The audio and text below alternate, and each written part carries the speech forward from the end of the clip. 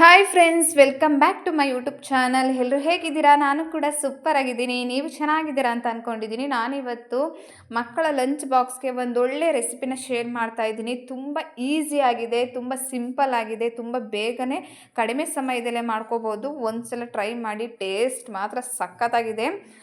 ಬಟಾಣಿ ಪಲಾವ್ ಅಂತ ತುಂಬ ಈಸಿಯಾಗಿ ಮಾಡ್ಕೋಬೋದು. ಜಾಸ್ತಿ ಏನು ಟೈಮ್ ಬೇಕಾಗಿಲ್ಲ. ಇದನ್ನು ಮಾಡೋಕ್ಕೆ ಏನೆಲ್ಲ ಬೇಕು, ಹೇಗೆ ಮಾಡೋದು ಅಂತ ತುಂಬ ಸಿಂಪಲ್ಲಾಗಿ ಈಸಿಯಾಗಿ ಹೇಳ್ಕೊಡ್ತೀನಿ. ಬನ್ನಿ ಯಾವ ಥರ ಮಾಡೋದು ನೋಡೋಣ. ಇದು ನಾನು ಹಸಿ ಬಟಾಣಿ ತಗೊಂಡಿದ್ದೀನಿ. ಒಂದು ಬಟ್ಲಷ್ಟು ಹಸಿ ಬಟಾಣಿ ಇದೆ. ಹಸಿ ಬಟಾಣಿ ಎಲ್ಲನೂ ಕೂಡ ಕ್ಲೀನಾಗಿ ಸಿಪ್ಪೆ ಎಲ್ಲ ಬಿಡಿಸ್ಬಿಟ್ಟು ಕ್ಲೀನಾಗಿ ತೊಳೆದು ಇಟ್ಕೊಂಡಿದ್ದೀನಿ. ಈ ಕಡೆ 3 ಏಲಕ್ಕಿ, ಒಂದು 7-8 ಲವಂಗ, 2 ಇಂಚಷ್ಟು ಚಕ್ಕೆ, 1 ಇಂಚಷ್ಟು ಶುಂಠಿ ಮತ್ತು 2 ಗೆಡ್ಡೆ ಬೆಳ್ಳುಳ್ಳಿ, ಒಂದು 6 ಹಸಿಮೆಣ್ಸಿಕಾಯಿ, ನೀವು ಖಾರಕ್ಕೆ ತಕ್ಕಷ್ಟು ಹಾಕೋಬೋದು. ಮತ್ತು ಒಂದು ಇಡೀ ಪುದೀನ ಸೊಪ್ಪು, ಒಂದು ಇಡಿಯಷ್ಟು ಕೊತ್ತಂಬರಿ ಸೊಪ್ಪು, ಇಷ್ಟು ಕೂಡ ಬೇಕಾಗುತ್ತೆ. ತುಂಬ ಸಿಂಪಲ್ಲಾಗಿದೆ, ತುಂಬ ಬೇಗನೆ ಮಾಡ್ಕೋಬೋದು. ಮಕ್ಕಳು ಕೂಡ ತುಂಬಾ ಇಷ್ಟಪಟ್ಟು ತಿಂತಾರೆ. ಇದೆಲ್ಲನೂ ಇವಾಗ ನಾವು ಒಂದು ಮಿಕ್ಸಿ ಜಾರ್ ತಗೊಂಡು, ಇವಾಗ ನಾನು ತೋರಿಸಿರೋವಂಥ ಚಕ್ಕೆ, ಲವಂಗ, ಶುಂಠಿ, ಬೆಳ್ಳುಳ್ಳಿ, ಪುದೀನ ಸೊಪ್ಪು, ಕೊತ್ತಂಬರಿ ಸೊಪ್ಪು ಮತ್ತು ಹಸಿಮೆಣಸಿಕಾಯಿ ಇದೆಲ್ಲನೂ ಕೂಡ ಹಾಕ್ಕೊಂಡು ಸ್ವಲ್ಪ ನೀರು ಹಾಕ್ಕೊಂಡು ಅದನ್ನು ನುಣ್ಣಗೆ ಪೇಸ್ಟ್ ಮಾಡ್ಕೋಬೇಕು.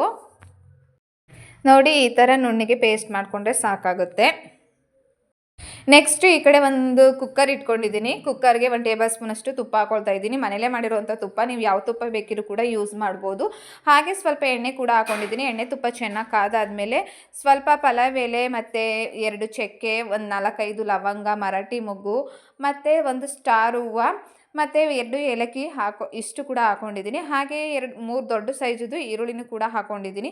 ಈರುಳ್ಳಿ ಕಲರ್ ಚೇಂಜ್ ಆಗೋವರೆಗೂ ಕೂಡ ಸ್ವಲ್ಪ ಚೆನ್ನಾಗಿ ಫ್ರೈ ಮಾಡ್ಕೋಬೇಕು. ಈರುಳ್ಳಿ ಎಲ್ಲ ಚೆನ್ನಾಗಿ ಫ್ರೈ ಆದಮೇಲೆ ನಾನು ಹಸಿ ಬಟಾಣಿ ಯೂಸ್ ಮಾಡ್ತಾ ಇದ್ದೀನಿ. ನೀವು ಬೇಕು ಅಂದರೆ ಒಣಗಿರೋ ಬಟಾಣಿನ ನೀವು ಬೆಳಗ್ಗೆ ಮಾಡಬೇಕು ಅಂದರೆ ರಾತ್ರಿನೇ ನೆನೆಸಿಟ್ಕೊಂಡು ಮಾಡ್ಕೋಬೋದು.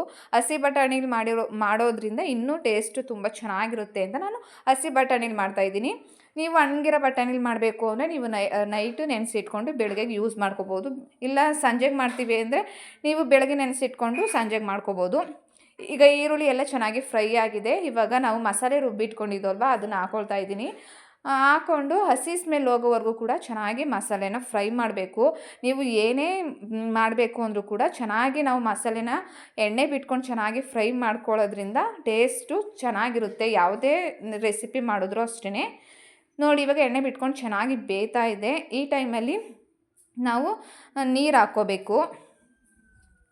ನಾನಿಲ್ಲಿ 2.5 ಲೋಟ ಅಕ್ಕಿ ತಗೊಂಡಿದ್ದೀನಿ. ಅದಕ್ಕೆ 1 ಲೋಟಕ್ಕೆ 1 ಅರ್ಧ ಅಂತ ನಾನು 4 ಲೋಟ ನೀರು ಹಾಕ್ಕೊಂಡಿದ್ದೀನಿ. ನೀರು ಹಾಕ್ಕೊಂಡು ರುಚಿಗೆ ತಕ್ಕಷ್ಟು ಉಪ್ಪು ಹಾಕ್ಕೋಬೇಕು.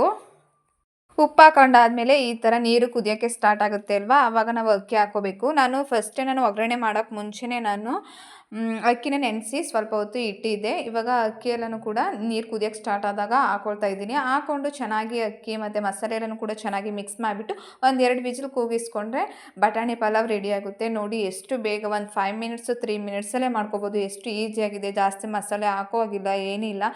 ತುಂಬ ಸಿಂಪಲ್ಲಾಗಿ ಮಾಡ್ಕೋಬೋದು.